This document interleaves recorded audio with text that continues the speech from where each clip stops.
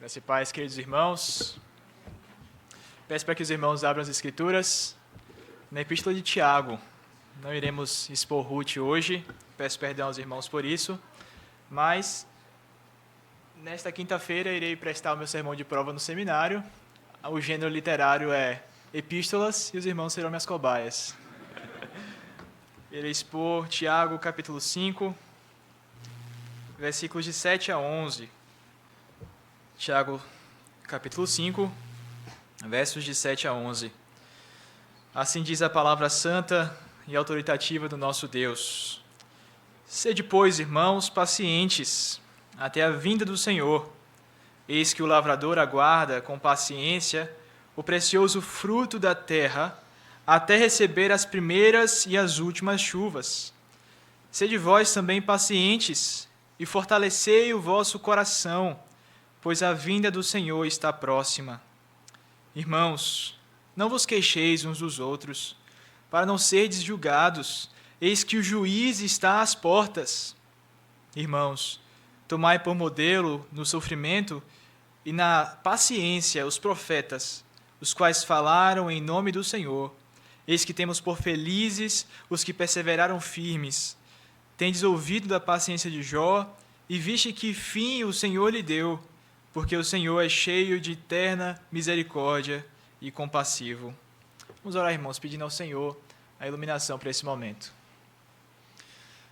Senhor nosso Deus, estamos aqui, o teu povo, nessa tarde, com a tua palavra aberta diante de nós e completamente carentes do teu mover, Senhor.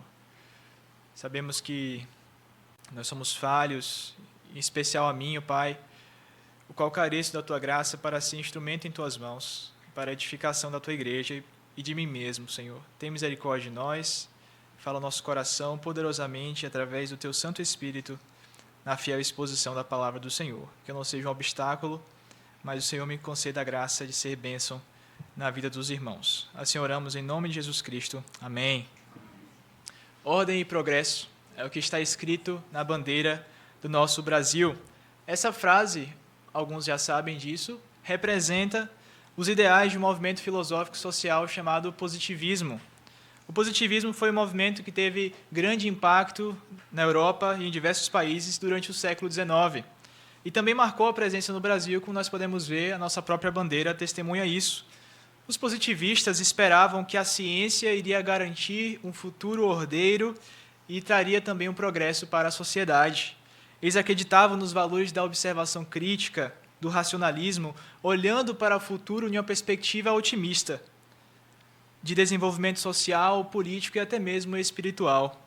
Embora o positivismo tenha sido um movimento do século XIX, ainda hoje muitos olham com um otimismo semelhante ao dos positivistas.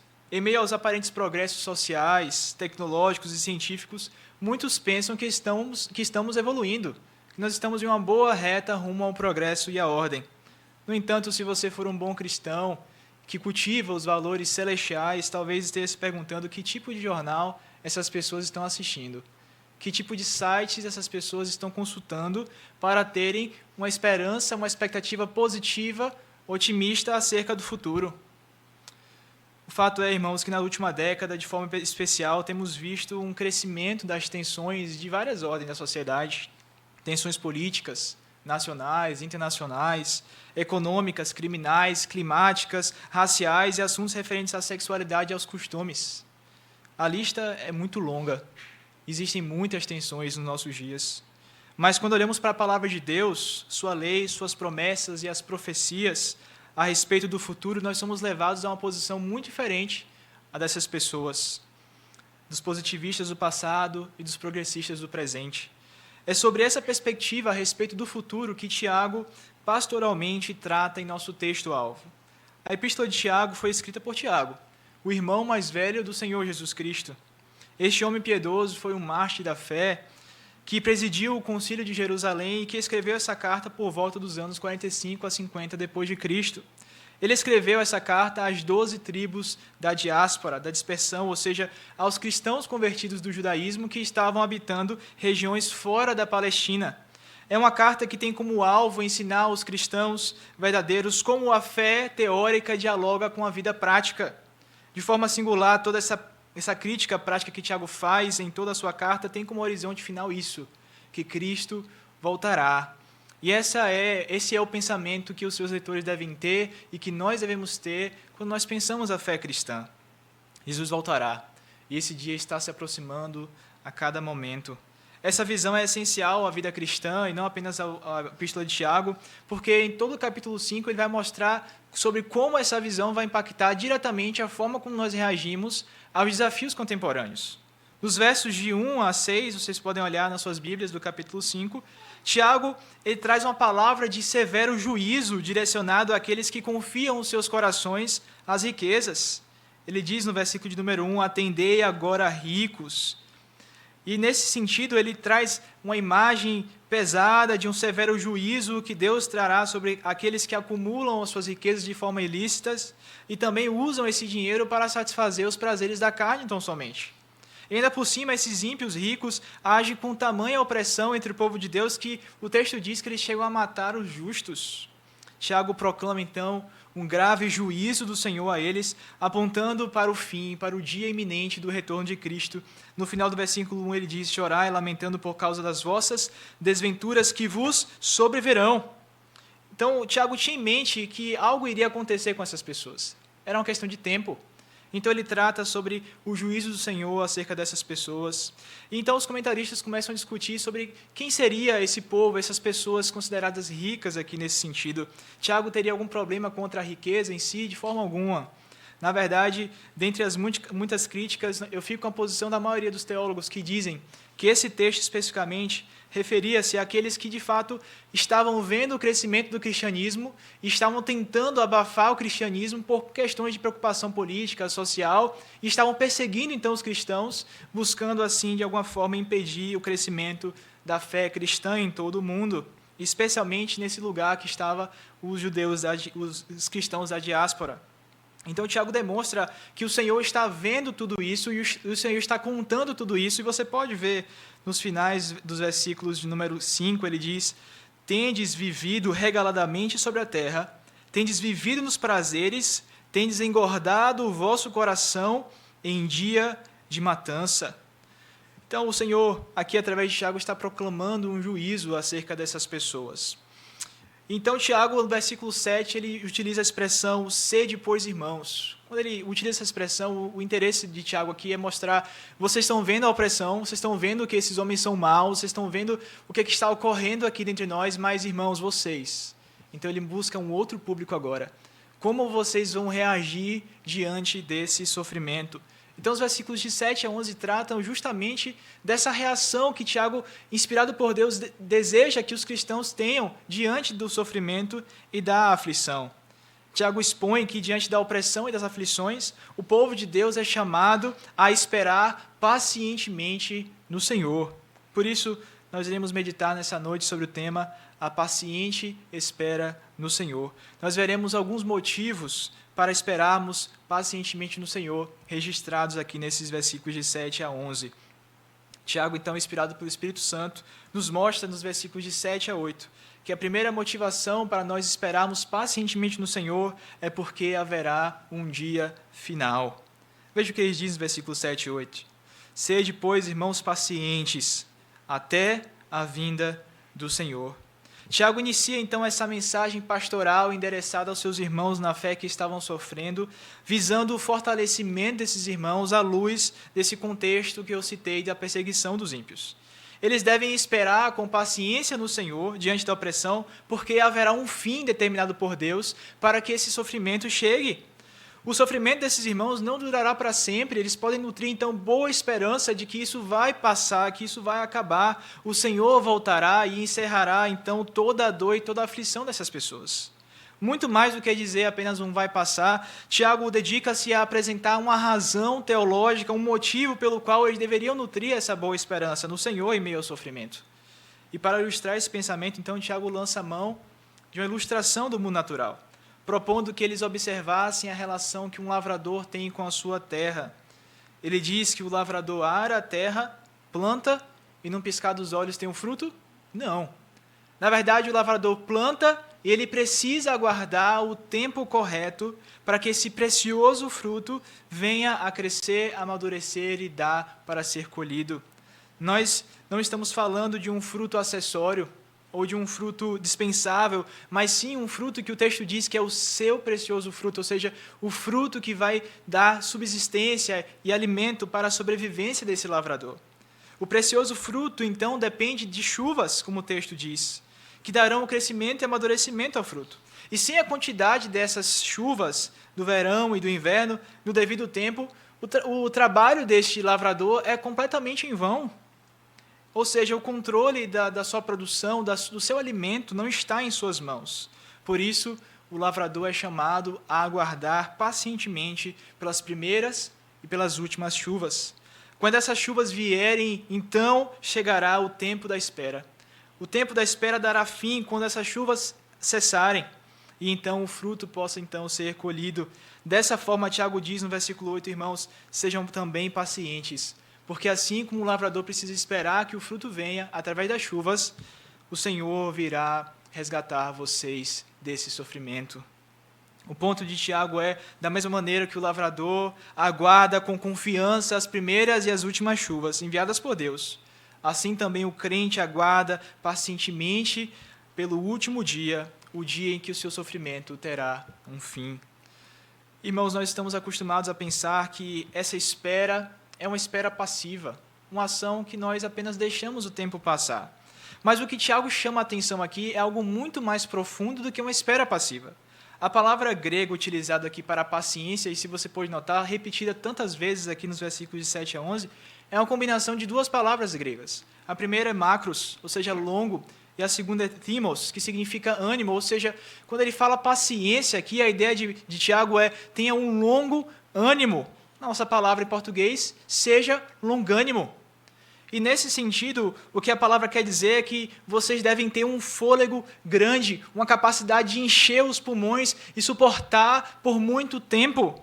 O que ele está tendo em mente aqui, irmãos, é aquela visão de um atleta que enche o seu pulmão de fôlego e ele corre até não ter mais fôlego para vencer todos aqueles obstáculos. Ele suporta o cansaço até o final. Então vocês podem ver que é muito mais do que uma ação passiva. É uma ação ativa de resiliência, de resistência, de força, de perseverança.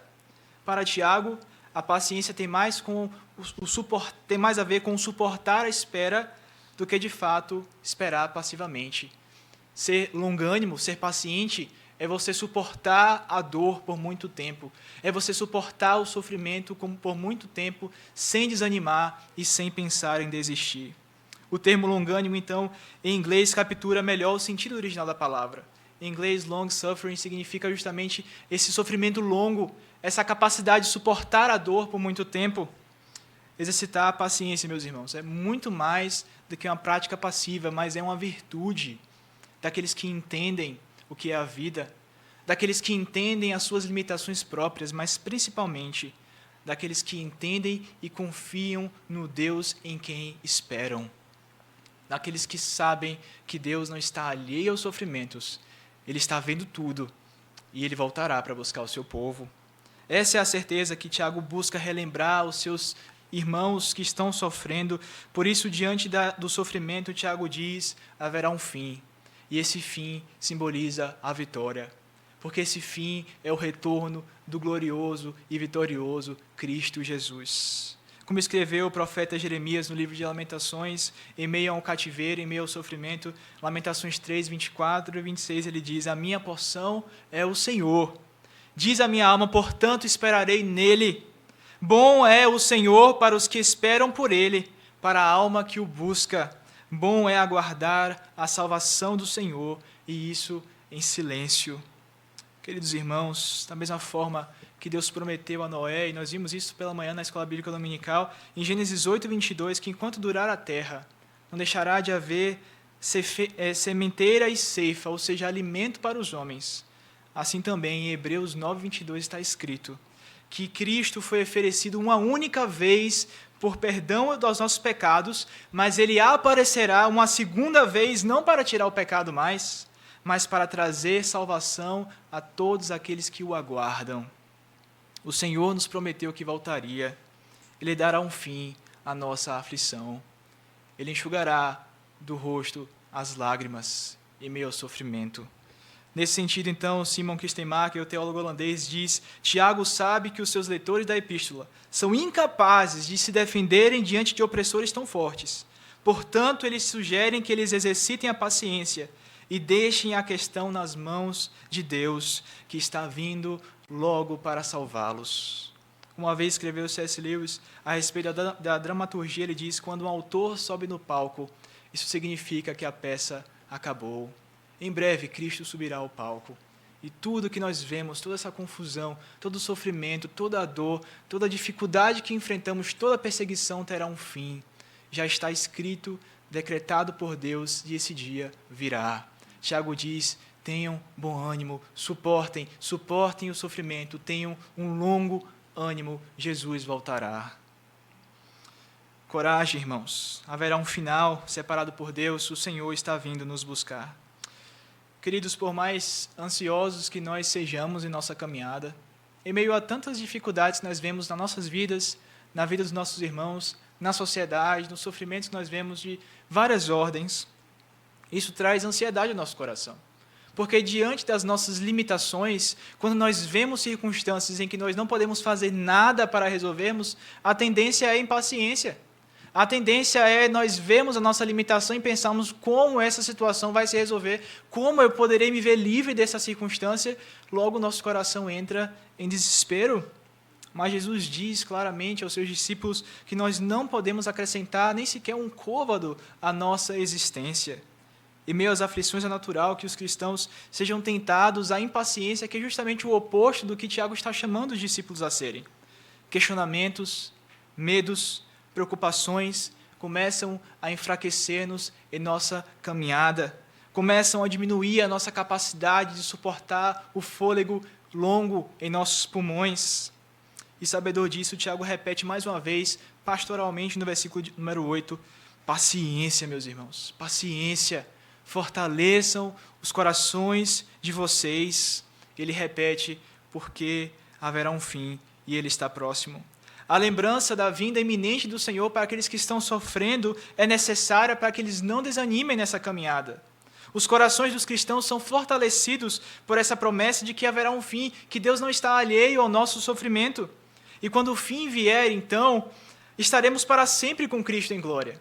Isso deve ser algo que deve estar em nossa mente diariamente, irmãos. E nós perdemos a perspectiva da eternidade. Nós perdemos esse desejo de vermos Cristo face a face. Esse deveria ser o desejo mais profundo e intenso dos nossos corações, mas nós estamos tão preocupados com outras coisas, com o casamento, com o trabalho, com ocupações, com nossas famílias, e esquecemos do nosso desejo intenso de vermos o nosso Salvador face a face, aquele que de fato nos salvou e que nos amou quando nós éramos ainda pecadores, que entregou toda a sua vida até o Calvário, derramando o seu sangue por nós. Então o Tiago diz: se vocês amam a Cristo, se vocês entendem o que Cristo é, se vocês entendem o que Cristo trará para vocês na glória eterna, vocês olharão para a eternidade com bom ânimo. Mas se nós não estamos pensando na eternidade, se o céu não é alvo do nosso desejo, dizer que haverá um fim e que Cristo voltará, não trará ânimo ao nosso coração. Afinal, nós queremos tanto ficar aqui mais tempo, não é? Nós queremos tanto desfrutar de mais coisas. Senhor, não volta agora, deixa eu casar primeiro.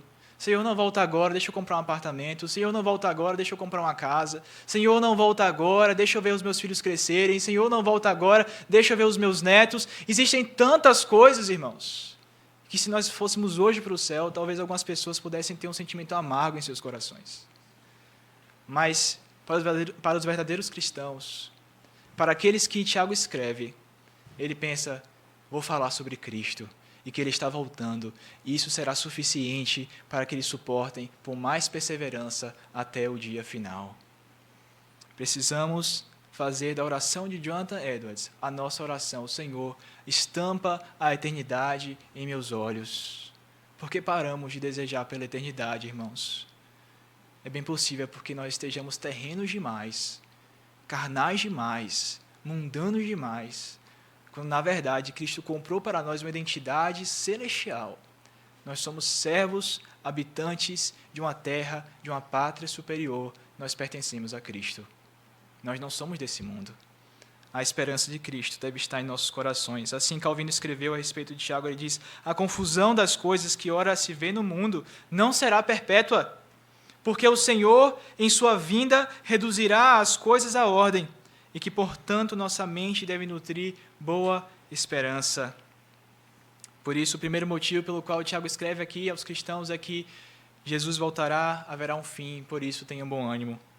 Em segundo lugar, o segundo motivo escrito por Tiago para que as pessoas esperem pacientemente no Senhor está registrado no versículo de número 9. Volte o seu olhar para o que está escrito no versículo de número 9. Irmãos, não vos queixeis uns dos outros, para não seres julgados, eis que o juiz está às portas. O segundo motivo para esperarmos pacientemente no Senhor é porque haverá um julgamento final.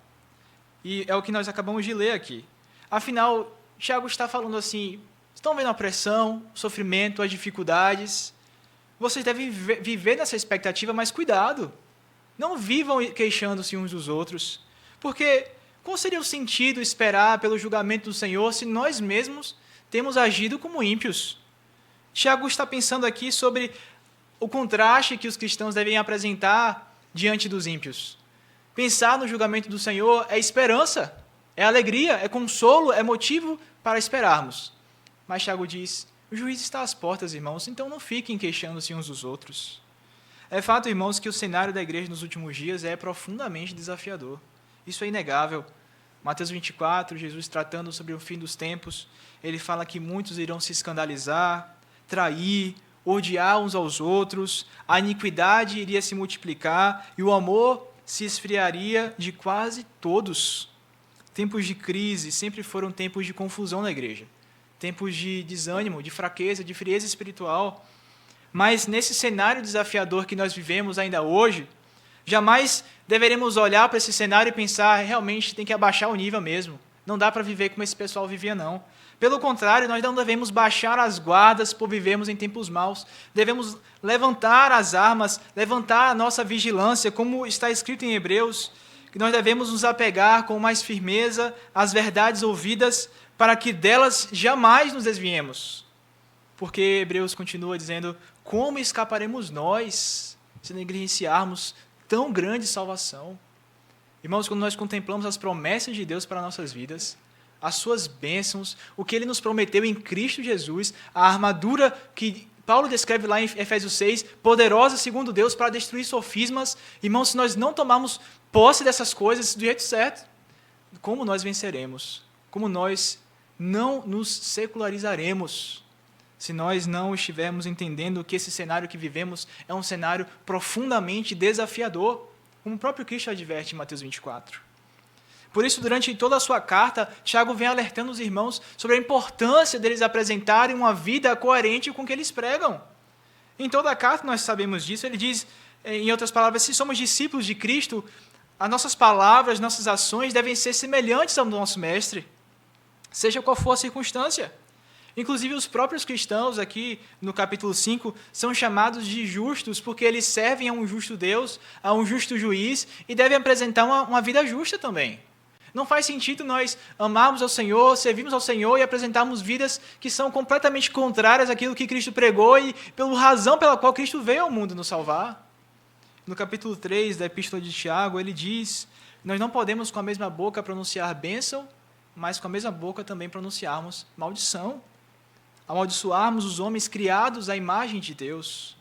Ele diz também que a inveja, tão presente nos nossos dias, infelizmente até mesmo na igreja, o sentimento de facção, partidarismos, não vem lá do alto. Tiago diz claramente: esse sentimento é animal, esse sentimento é demoníaco, nas palavras de Tiago. Então, aqueles que vivem esperando no Senhor podem ter a certeza que irão enfrentar, dentro e fora da igreja, dificuldades, porque o cenário é de fato desafiador. E aqui Tiago diz: então, vocês que estão vivendo esses dias difíceis, complicados, cuidado com a forma que vocês reagem a esses dias. Ele diz que a gente não deve viver queixando-se. Ele diz que nós não devemos viver em meio a uma murmuração impaciente. Mas veja que Tiago aqui não está repreendendo de uma forma até mesmo impiedosa contra os seus irmãos. Afinal, eles estavam sofrendo de verdade, sofrendo na carne, mortos, perseguidos, perdendo bens, familiares. Era um sofrimento genuíno. E Tiago não poderia dizer para eles, olha, não se queixem disso, nem sequer murmurem. Não é bem isso que Tiago está dizendo aqui.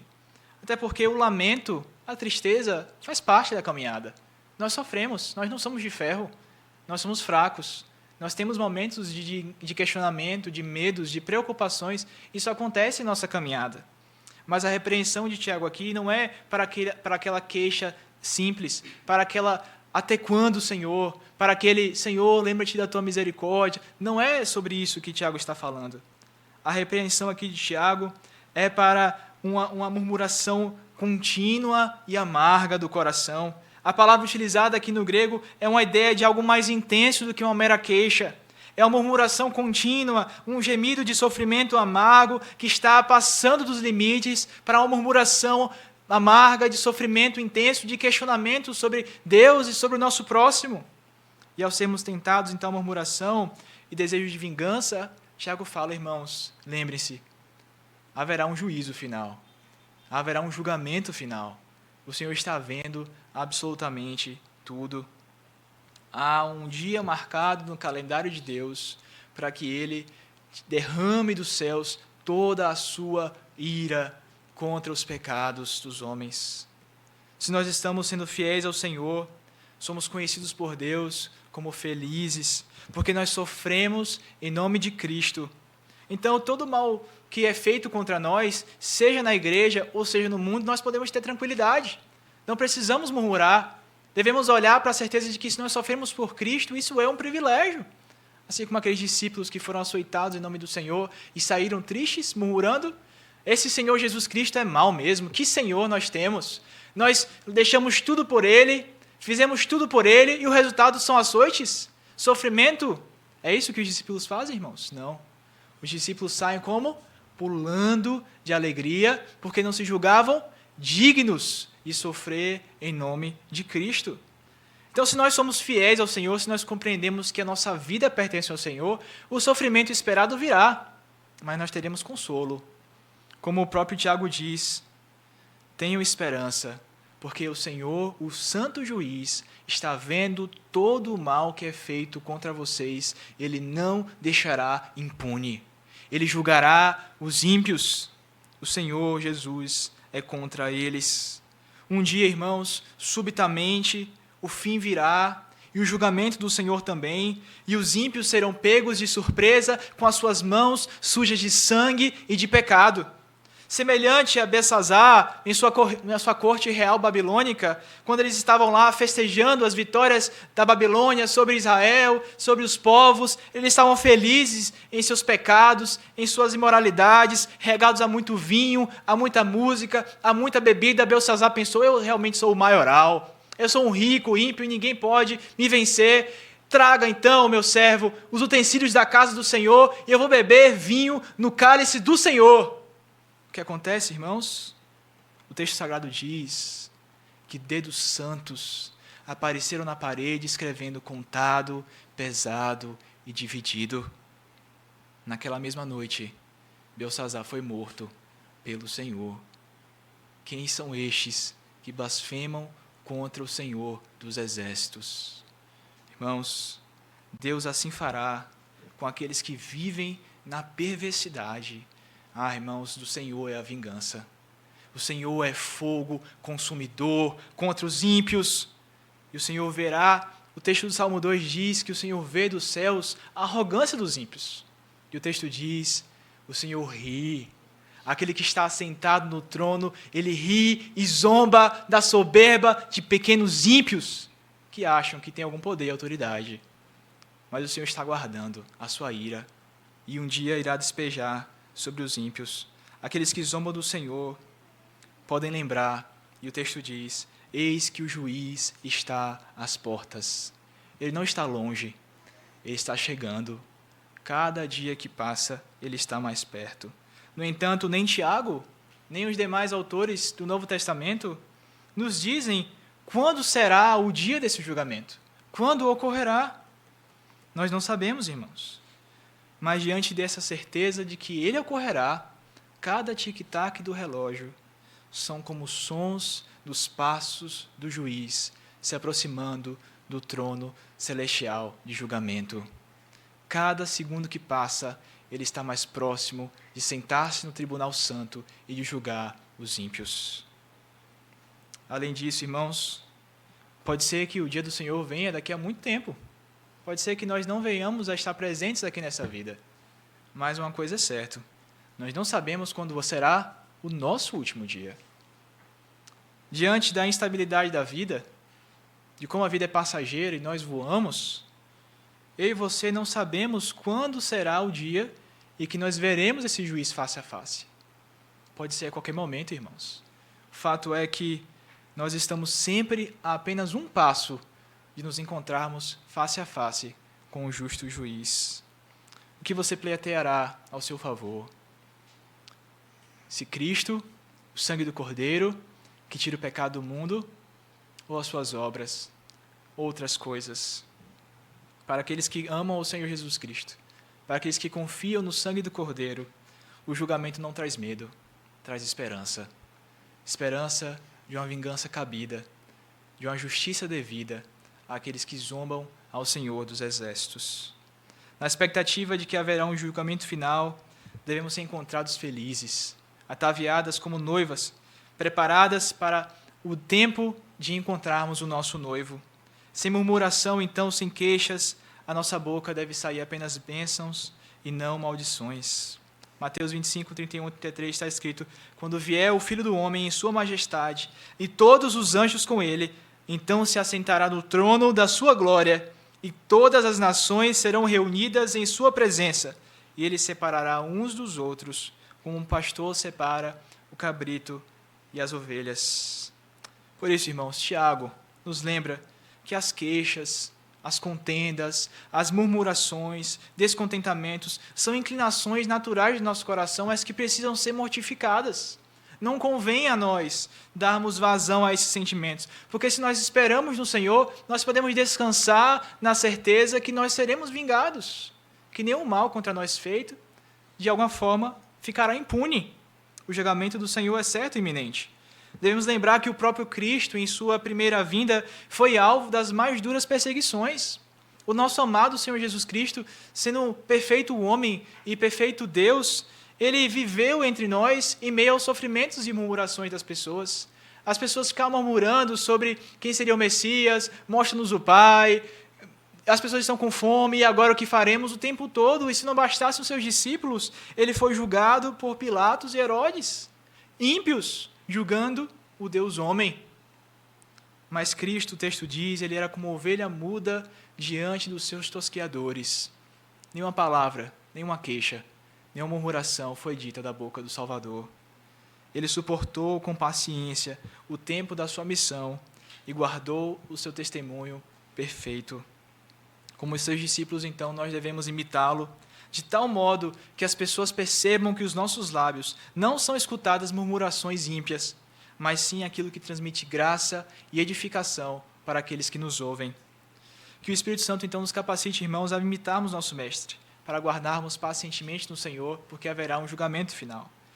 Irmãos, nós estamos meditando sobre o tema a paciente espera do Senhor. Nós vimos que haverá um fim, e isso deve trazer uma alegria ao nosso coração e animar-nos para esperarmos o Senhor. Em segundo lugar, nós vimos que haverá um julgamento final. E esse deve ser um motivo de fortalecimento para nós enquanto aguardamos o Senhor. E em terceiro e último lugar, os versículos de 10 a 11 nos mostra que temos um motivo para aguardarmos pacientemente no Senhor. É porque haverá uma exaltação final. Veja o que está escrito nos versículos 10 e 11. Irmãos, tomais por modelo no sofrimento e na paciência os profetas, os quais falaram em nome do Senhor. Eis que temos por felizes os que perseveraram firmes. Tendes ouvido a paciência de Jó, e viste que fim o Senhor lhe deu, porque o Senhor é cheio de eterna misericórdia e compassivo. Tiago ele apontou para a certeza do que o fim está próximo, como eu falei, depois ele falou sobre o julgamento, mas agora ele volta para o passado. Ele fala sobre a grande nuvem de testemunhas que nós temos, aqueles que venceram, aqueles que triunfaram, não por suas próprias forças, mas porque perseveraram no Senhor. E Tiago não deixa dúvidas, ele diz, é o Senhor que deu um fim proveitoso para eles. E eles são lembrados hoje como bem-aventurados, como felizes, porque eles venceram e suportaram as aflições, aguardaram no Senhor e foram exaltados pelo Senhor. Quando nós olhamos para essas pessoas, nós podemos ver tanto sofrimento, irmãos. Foram tratados como escória deste mundo. Os mais desprezíveis, os mais humilhados foram os cristãos, principalmente dessa época, também da época ali dos profetas.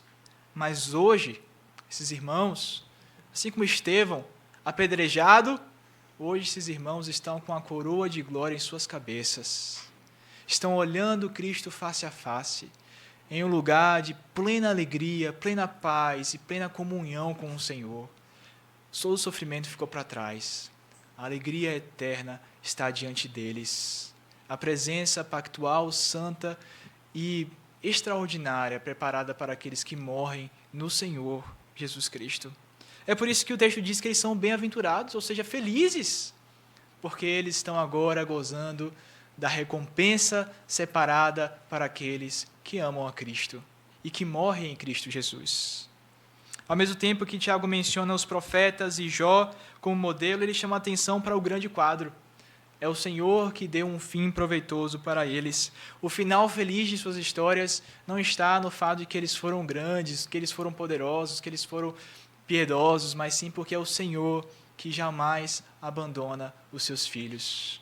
Aqueles que esperam no Senhor jamais serão frustrados. Essas histórias nos lembram sobre isso. A história de Jó é um exemplo maravilhoso sobre isso, inclusive citado aqui. A paciência de Jó, um termo que nós utilizamos no nosso vocabulário, veio da Bíblia. O texto bíblico diz que Jó, ouvindo aquelas mensagens aterrorizantes dos seus servos, dizendo cada vez mais catástrofes, cada vez mais piores, ele fala, nu saí do ventre da minha mãe, e nu eu voltarei. O Senhor deu, o Senhor tomou. Bendito seja o nome do Senhor. Murmuração? Não. Sofrimento sim, tristeza sim, mas uma certeza que o Senhor governa a minha vida. Eu estou nas mãos do Senhor. Minha vida pertence a Ele. Por isso Jó poderia ter descanso na certeza de que aquele sofrimento tinha um propósito, aquele sofrimento não era eterno. Ele seria recompensado no Senhor. E como se não bastasse aquele sofrimento que ele estava experimentando em sua carne, abandonado por sua esposa, os seus amigos começaram a julgar Jó. Jó, será que você não está pecando? O que foi que você fez na sua vida? Agora sofrendo dores no corpo, na alma, em todos os aspectos, sozinho, e os seus amigos julgando a Jó, colocando em questionamento a sua fidelidade a Deus. E Jó respondia, porque eu sei que o meu Redentor vive, e por fim se levantará sobre a terra. No encerramento da sua vida, no livro de Jó, podemos ver o fim que Deus deu ao seu sofrimento perseverante. Deus repreendeu duramente aos amigos de Jó. Enquanto a Jó, ele recompensa generosamente com muito mais do que ele possuía no passado. O texto diz, mudou o Senhor a sorte de Jó, quando este orava pelos seus amigos, e o Senhor deu-lhe o dobro de tudo o que antes possuíra. E até hoje, irmãos, a história de Jó é utilizada como modelo de uma pessoa que sofreu muito, mas perseverou no Senhor e no final foi recompensado, foi exaltado pelo próprio Deus. Bem como o modelo que nós podemos ver aqui de um final feliz, nós podemos lembrar também de Daniel, um servo do Senhor em um contexto de exílio. Se os irmãos podem imaginar o quão terrível era viver em Israel no tempo dos juízes, imagine viver entre os babilônicos. Um povo mau, idólatra, ímpio, que acabaram de destruir a sua casa, acabaram de escravizar a sua família, de zombar do rei dos reis, do Senhor dos senhores, de se acharem os grandes da terra. Daniel estava lá. E ele não foi intimidado pelas pressões para que ele idolatrasse e seguisse após os deuses da Babilônia. Pelo contrário, mesmo tendo seu nome mudado, seus amigos ali pressionados, o texto sagrado diz que Daniel resolveu firmemente não se contaminar com as finas iguarias do rei. E Deus concedeu misericórdia a Daniel. É interessante que o texto diz no livro de Daniel que ele concedeu misericórdia. De fato, é a misericórdia de Deus que nos dá a certeza de um final feliz. E diante então de um sonho perturbador tido por Nabucodonosor, Daniel, falando em nome de Deus, se colocou como intérprete daquele sonho, colocando a sua própria vida em risco, ao dizer uma resposta dura de profecia de que o reino da Babilônia iria se acabar um dia. E ao fazer conhecido o seu sonho e a sua interpretação a Nabucodonosor, um homem ímpio, soberbo, arrogante, poderoso, possuidor de glória humana, o texto diz que Nabucodonosor se inclinou aos pés de Daniel, com o rosto em terra, e acaba honrando Daniel de forma generosa, porque ele reconhecia que Daniel não era como os outros. No entanto, havia um reconhecimento mais profundo, porque Nabucodonosor diz no livro de Daniel: certamente o vosso Deus é o Deus dos deuses e o Senhor dos senhores e o revelador de mistérios. Nabucodonosor sabia que Daniel não era um Deus. Daniel era um homem falho, mas ele servia a um Deus poderoso, ele servia a um Deus que decreta a história, ele servia a um Deus que está assentado no trono, ele servia a um Deus que é Senhor soberano, cujo todos os reis estão submissos a ele e que ele faz segundo a sua vontade, que agindo o Senhor, quem poderá impedir? Daniel era servo desse Deus. E Nabucodonosor reconheceu que ele não era nada diante do Deus de Daniel. Certamente o Senhor, por detrás de tudo, promoveu uma exaltação de um servo que resolveu firmemente não se contaminar com as finas iguarias do rei. Jó e Daniel mereciam alguma coisa, irmãos? A resposta, vocês sabem, não. São pecadores. Eles não merecem nada, assim como eu e você não merecemos nada. Contanto, nós teremos um fim feliz, nós teremos um fim proveitoso por causa do Senhor. Ele é eterno em misericórdia e compassivo. Ele já decretou o último capítulo das nossas histórias e nós podemos descansar que todas as coisas cooperam para os bem daqueles que amam a Deus, daqueles que são chamados segundo o seu propósito. Jó diz: porque eu sei que o meu Redentor vive. Nós sabemos que Cristo vive. Ele voltará para nos coroar com a sua vitória que Ele mesmo teve na cruz do Calvário em nosso lugar. Nós podemos ter a certeza, irmãos, que aquele que abre a ferida é aquele que cura. Aquele que permite que as lágrimas caiam é aquele que promete enxugá-las também. O Senhor está presente, Ele não está longe. Aqueles que servem ao Senhor podem contar com a certeza que está escrito na Epístola de Pedro, no capítulo 1, versículo 3 e 4, quando o apóstolo Pedro diz: bendito seja Deus e Pai do nosso Senhor Jesus Cristo, o qual, segundo a sua muita misericórdia, nos regenerou para uma viva esperança, mediante a ressurreição de Jesus Cristo dentre os mortos, para uma incorruptível herança, sem mácula, imacessível, reservada nos céus para vós outros. Essa é a certeza que nós podemos ter nessa vida, irmãos, de que existe uma herança separada para nós, conquistada por Cristo, e essa herança não pode ser roubada por ladrões, essa herança não pode ser corroída com o tempo, essa herança será nos dada, não importa o que as pessoas pensam, nós receberemos das mãos do Senhor, e isso é completamente uma verdade que Tiago traz, e isso deve trazer consolo ao nosso coração. Nós servimos a um Deus que ergue do pó o desvalido, e que do monturo lhe retira o necessitado e o faz assentar com os príncipes, como está escrito em Salmo 113. Nas palavras do próprio Tiago, finalizando este ponto, ele diz: bem-aventurado o homem que suporta com perseverança a provação, porque depois de ter sido aprovado, receberá a coroa de vida, a qual o Senhor prometeu aos que o amam. Qual é a sua expectativa, meus irmãos? Qual é a expectativa de vocês? Qual é a minha expectativa diante do futuro? Diante do fim?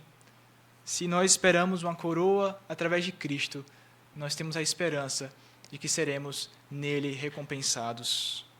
Tudo isso é possível por conta de Cristo Jesus, aquele que venceu o mundo, e a sua vitória nos é dada. Nós somos mais que vencedores em Cristo Jesus. Jesus Cristo diz que já venceu o mundo e por isso nós deveremos ter bom ânimo, porque Ele já venceu em nosso lugar. então nós teremos a vitória certa dos nossos inimigos, mesmo que os nossos olhos não contemplem. Essa é uma verdade que deve trazer consolo e esperança ao nosso coração. Um dia a igreja militante passará e se tornará a ser uma igreja triunfante. Aqueles que esperam no Senhor jamais serão frustrados, antes serão alvos de uma exaltação final preparada para aqueles que amam a Cristo Jesus. Ao término desse sermão, irmãos, eu gostaria de trazer algumas lições ao nosso coração, algumas reflexões que devemos trazer à nossa mente de forma prática aqui. Enquanto esperamos pacientemente no Senhor, devemos ter bom ânimo, porque o fim está decretado e está próximo. Tiago, tendo em vista a opressão, ele diz aos irmãos que eles tivessem esperança no Senhor, porque tudo iria acabar um dia. Então, quando nós olharmos para a criminalidade amanhã, quando nós olharmos para os jornais amanhã, e nós vemos notícias inquietantes, notícias a respeito de rumores de guerra, de conflitos armados em vários lugares do mundo, nós devemos lembrar que haverá um fim para isso tudo, que essa guerra não irá se perpetuar para sempre, pelo contrário, ela irá acabar um dia, e esse dia está muito próximo. Quando nós olharmos para os políticos do Brasil e nós não encontrarmos uma luz no fim do túnel, podemos ter a certeza que toda essa opressão, todo esse tipo de julgamento que eles fazem contra a população terá um fim também. Isso tudo acabará um dia. Eles não viverão para sempre, nós não viveremos para sempre, nós não devemos desanimar. Quando nós olharmos para as circunstâncias difíceis envolvendo enfermidades e sofrimentos que tantos experimentam em seus corpos, podem ter a certeza de que essas enfermidades não durarão para sempre, terão um fim, e esse fim virá da parte do Senhor. Mesmo que nós não tenhamos boas projeções para a política, para o mundo ou para os homens, podemos ter a certeza de que em Cristo nós temos uma certa projeção convicta de que Ele voltará para nos salvar, e esse dia está cada vez mais perto. Em segundo lugar, enquanto esperamos pacientemente no Senhor, devemos descansar no justo juiz. Tiago exortou os irmãos para não viverem na murmuração à luz daquele contexto de opressão dos ímpios. Mas ele diz que, quando nós olharmos para a impunidade na terra, devemos lembrar que haverá um julgamento nos céus. Eu sei que é revoltante nós vermos conflitos tão terríveis que nós encontramos na nossa sociedade, a ação de homens maus sem serem devidamente julgados e punidos nos nossos dias. Pessoas que cometem furtos, assassinatos, estupros e não parecem receber nem sequer 10% daquilo que mereceriam. É revoltante de fato. Nós vemos que pessoas que foram eleitas por nosso voto não defenderem as pautas que eles prometeram defender durante as suas candidaturas.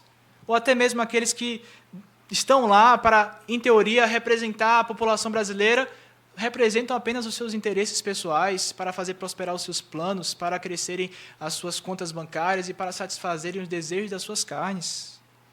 Quando nós olhamos para essas coisas, irmãos, devemos pensar a um julgamento preparado por Deus. Por mais que a nossa justiça possa condenar pessoas, depois descondenar pessoas, por mais que pessoas que nem sequer foram eleitas pelo povo, que estão assentados nos tribunais judiciários e vivem como se não existisse uma lei acima deles ou uma constituição, agindo como ditadores em pleno século XXI, eles serão condenados por Deus. Haverá um julgamento para eles. Eles não sairão impunes. No estado de Pernambuco, outro dia eu vi uma notícia que eu fiquei estarrecido. Prisioneiros que estão lá porque cometeram crimes contra a população, recebendo tratamento de acupuntura e ventosoterapia a nosso custo, no estado de Pernambuco, este ano, irmãos.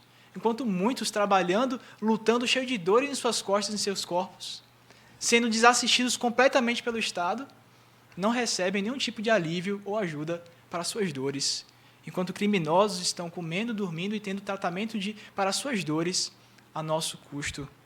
Sem dúvidas, irmãos, essas coisas devem gerar em nosso coração ira, mas devemos ter cuidado com a nossa ira ao expressarmos ela. Devemos ter a consciência que Tiago nos recomenda aqui a não vivermos murmurando, não vivermos amargos, como se nós fôssemos mais políticos do que cristãos. Devemos viver colocando diante do trono da graça as nossas vidas e colocando diante do trono da justiça a vida dos ímpios. Colocando diante de Deus e sabendo, Senhor, julga a nossa causa, tem misericórdia do seu povo, age contra estes homens. Podemos ter a certeza que se nós colocarmos isso nas mãos do Senhor, nós seremos escutados e obteremos descanso para nossas almas. Em terceiro e último lugar, enquanto esperamos no Senhor, persevere olhando para Deus. Tiago diz que eles devem olhar para o passado, mas não para aquelas pessoas especificamente, mas sim o que Deus fez através daquelas pessoas, sim o que Deus faz hoje e o que Deus fará. Então devemos olhar para Ele e, como diz o autor aos Hebreus, corrermos perseverantes nessa caminhada, olhando para o autor e consumador da nossa fé, crendo que nele nós encontramos força e ânimo para a perseverança. Porque Ele venceu este mundo e Ele diz, sem mim vocês nada podem fazer. Mas o apóstolo Paulo diz que tudo posso naquele que me fortalece. Por isso, busque o Senhor de todo o seu coração, mas de uma forma inteligente, porque os atletas precisam de disciplina para perseverar. Assim também nós, cristãos, para perseverarmos, precisamos de disciplinas espirituais, oração, leitura, e nós podemos ter a pregação da palavra, os meios de graça aqui apresentados no culto ao Senhor nos domingos. Então, se nós não buscarmos diligentemente desfrutar desses bens, como nós teremos o treinamento, a capacitação para vencermos os obstáculos dessa vida? Nós não conseguiremos, irmãos. Os tempos são maus, o mundo jaz no maligno, a carne milita contra o espírito, e se nós não renovarmos nossa mente diariamente com a palavra de Deus, se nós não buscarmos aqueles momentos na presença do Senhor, nós não venceremos. Nós sucumbiremos diante das dificuldades. E assim Tiago diz que eles devem olhar para o exemplo de paciência e perseverança daqueles que eram do passado. E Daniel, o texto bíblico diz lá em Daniel, que todos os dias, 2 vezes, ele buscava a face do Senhor em oração. Aí está a razão de Daniel não ter se contaminado com as idolatrias do Império Babilônico. Irmãos queridos, diferentemente dos positivistas, nós não cremos que a ordem e o progresso virão através da ciência, do homem, do raciocínio, ou de qualquer coisa nesse sentido. Nós cremos que a ordem e o progresso de todas as coisas virão através do Deus homem, Cristo Jesus, que veio, mas Ele falou que voltará para nos buscar. Ele falou que iria preparar um lugar para nós. E quando Cristo subiu aos céus, os anjos disseram, da mesma forma que vocês estão vendo Ele subir, um dia Ele voltará à terra novamente. Mas quando Ele voltar, irmãos, não vai ser como um cordeiro manso, vai ser como um glorioso, soberano Senhor do universo, com poder e glória para nos levar para casa. Que essa seja a nossa esperança, que isso nos dê a força para esperarmos pacientemente no Senhor.